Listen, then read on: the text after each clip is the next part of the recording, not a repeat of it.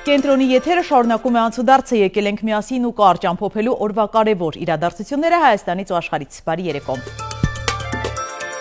Համացանցում հայտնվել է Նաթան arczepiskopos Հովհաննիսյանի եւ ամենայն հայոց կաթողիկոսի նախկին գավազանակիր աղա Նաբեղա Երնջակյանի 2 տարի առաջվա խոսակցության ձայնագրությունը։ Վարչապետի ընտանիքին պատկանող հայկական ժամանակն է սկզբնաղբյուրը։ Գաղտնալսված ձայնագրության մեջ աղա Նաբեղան նեղսրտում է, որ կաթողիկոսն իրեն կոչ է արել հակաիշխանական ցույցերի մասնակցել, այդ պատճառով էլ ինքը ընդվզել է։ Թե ինչպես է մասնավոր խոսակցության ձայնագրությունը հասանելի դարձել համացանցում պարզ չէ։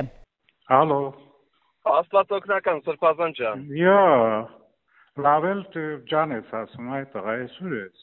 Բավ ես ձեզ երբ ջան չեմ ասել Սրբազան։ Չէ, ասում լավել ջան ես ասում։ Հա։ Կաթողիկոսը ինձ ասեց Նիկոլը մեղքի խորհրդանիշն է, ով որ մեղքի դեմ, այն եկեղեցականը, որ մեղքի դեմ չի պայքարում, նա եկեղեցականի կոչում չունի։ Այո, ես եկեղեցականի կոչում չունեմ, որովհետև իմ կոչումը Նիկոլի կամ Ֆալանի Ֆաստանի դեմ պայքարելը չի։ Ես եկեղեցական չեմ դառել, որ ինչ-որ մեկի դեմ պայքարեմ։ Ու փառք Աստծո, որ մեղքի դեմ պայքարել չգիտեմ, թե չէ վաղուց շատերի մեղքի դեմ կսկսեի պայքարել։ Փառք Աստծո, որ չգիտեմ մեղքի դեմ պայքարել։ Հեռախոսային խոսակցությունների գաղտնիության խախտումը ինքնին հանցագործություն է եւ առանձին թեմա, որին իրավապահները հույս ունենք, որ համարժեք արձագանք կտան։ Արձագանքել է Մայրաթորի տեղեկատվական համակարգ, անդրադառնալով իշխանական լրատվական կայքով տարածված ձայնագրությանը։ Արագածոտնի թեմի առաջնորդարանի 60-ամյա հաշվապահ Նաիրա Ալավերդյանի հանդեպ խափանման միջոց է ընտրվել տնային կալանքը, դատավոր Մանվել Շահվերդյանը չի բավարարել կալանավորելու միջնորդությունը։ Հոկտեմբերի 15-ին իրավապահները խուզարկություններ էին իրականացրել Արագածոտնի թեմի առաջնորդարանում, 10-ից ավելի հոգևորականներ եւ աշխատակիցներ բերման էին ենթարկվել, կան ձերբակալվածներ։ Շղթայական վթար Երևանում ահա կադրերը։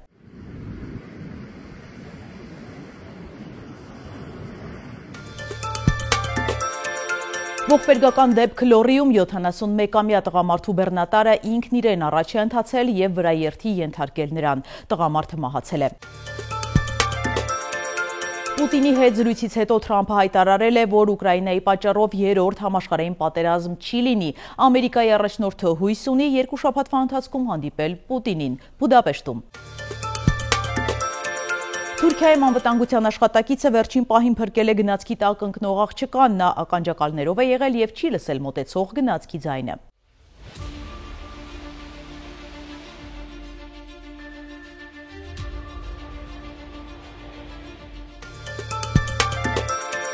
Արգենտինայի խորհրդարանական ընտրության թեկնածուն մահացել է, ուղիղ եթերում նա հեռարձակման սկզբում սրտի կաթված է ստացել եւ կորցրել գիտակցությունը։ Տեղափոխել են հիվանդանոց, որտեղ նա ուշքի չի եկել։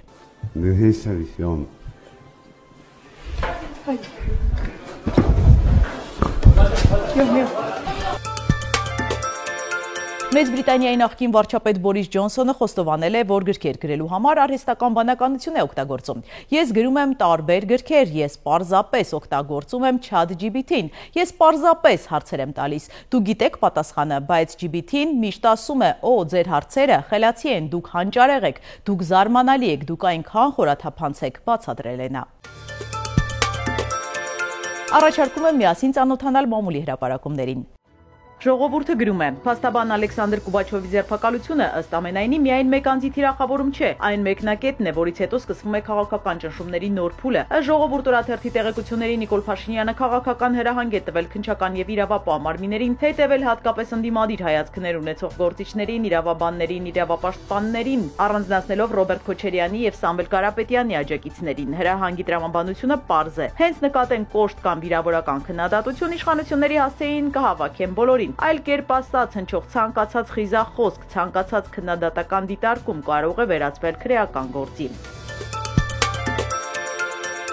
Հրապարակը գրում է, թվում էր 44-օրյա պատերազմի քննիչ հանձնաժողովի զեկույցի ոդիսականն ավարտված է, զեկույցը ժամկետանց լինելու պատճառաբանությամբ ԱԺ նախագահն ուղարկել ազգային ժողովի գաղտնի բաժին, լիագումար նիստում քննարկելու փոխարեն, սակայն իշխանական կուլիսներում հարցը փակված չեն համարում։ Հանձնաժողովականների մեծ մասը եւ զեկույցի վրա աշխատած իրավաբանները շարունակում են պայքարել եւ ապացուցել, որ ազգային ժողովի նախագահին պետաիրավականի նախագահ Վլադիմիր Վարդանյանը մոլորեցրել է իր սխալ եզրակացությամբ։ Մեջտեղ են բերում քառօրյա պատերազմի զեկույցի նախադեպը, որը եւս հանձնաժողովի գործունեությունից մոտ 1 տարի անց դրվեց քննարկման։ Այն ժամանակ ազգային ժողովի նախագահ Արարատ Միրզոյանի որոշմամբ, քանի որ թե ազգային ժողովի կանոնակարգ օրենքի, թե սահմանադրության մեկնաբանությամբ նպատակը զեկույցն է, իսկ այս հանձնաժողովը սովորական քննիչ հանձնաժողովներից տարբերում են իրենց առանձնահատկություններով։ Գլխադասային պաշտպանության հանձնաժողովն է ծառայում իբրև քննիչ հանձնաժողով, եւ քանի դեռ հերթական գումարման ազգային ժողովը իր լիազորությունները չի ավարտել, հանձնաժողովը, հետեւաբար նաեւ զեկույցը շարունակում են մնալ լեգիտիմ, ինչը հաշվի չի առել Վարդանյանը։ Բացի այդ, զեկույցի ճակատագիրը պետք է վճռի լիագումար նիստում, սակայն նիստ չի հրավիրվել, ինչը նշանակում է, որ իրավիճակը կարելի է ի շրջանս յուր շրջել։ Բարձրացված աղմուկից հետո նաև ազգային ժողովի նախագահն է Վարդանյանի եզրակացությունն ուղարկել Նիկոլ Փաշինյանին, նա էլ պարզաբանումներ է պահանջել հանձնաժողովից եւ ստացել վերոնշյալ փաստարկները։ Հանձնաժողովում սպասում են Փաշինյանի արձագանքին, հույսով, որ ի վերջո հաշվի կառնվեն իրենց հիմնավորումները եւ այդքան քննարկվող զեկույցը կդրվի քննարկման, հերքելով նաև այն կասկածները, թե քաղաքական որոշում է կայացվել այն լայն քննարկման չդնելու։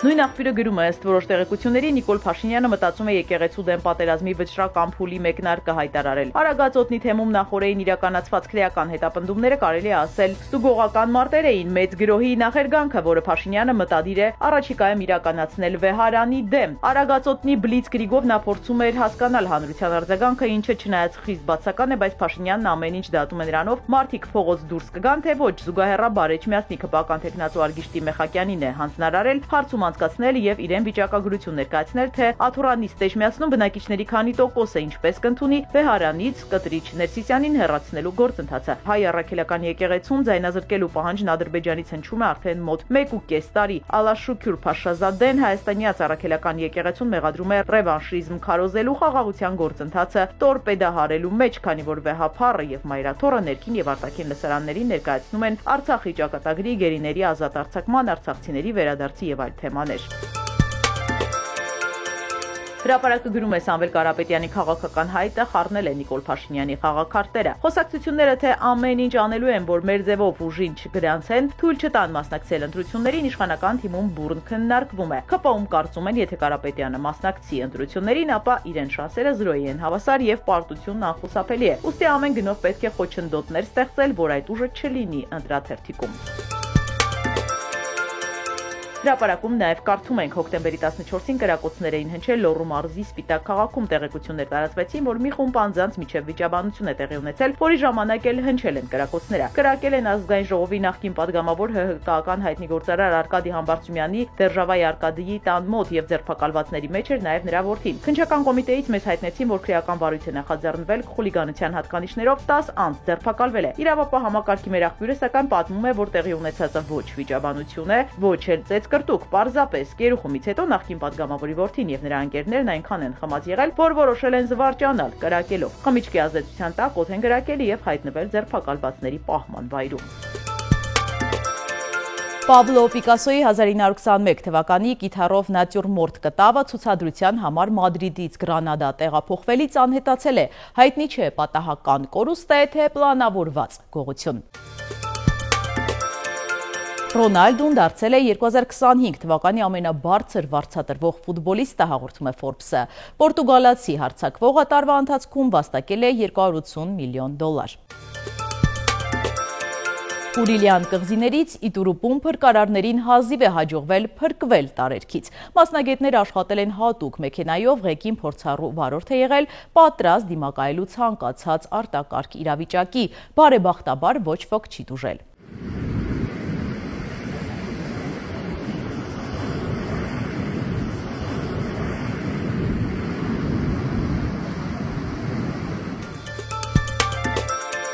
Ավստրալացին 93 տարեկանում հայր է դարձել, կինը 37 տարեկան է, նրանք 10 տարի առաջ էին ամուսնացել։ Պապիկն ասել է, որ դեմ չէ երկրորդ անգամ հայրանալ։ Մարզասրահում աղջիկը մարզման ժամանակ քնել է, նա այնքան շատ է մարզվել, որ 3 ժամ քնել է հենց գետնի վրա։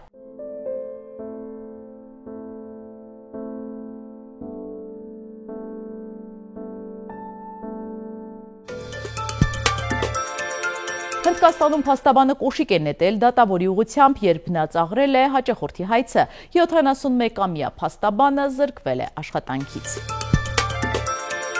Սիրելի հետևորդներ, եկեք կատարենք մի քանի պարզ քայլ մեր YouTube-յան ալիքը զարգացնելու համար։ Ձեզանից մի քանի վայրկյան է պահանջվելու։ Հավանում եք այս հաղորդաշարը եւ բաժանորդագրվում։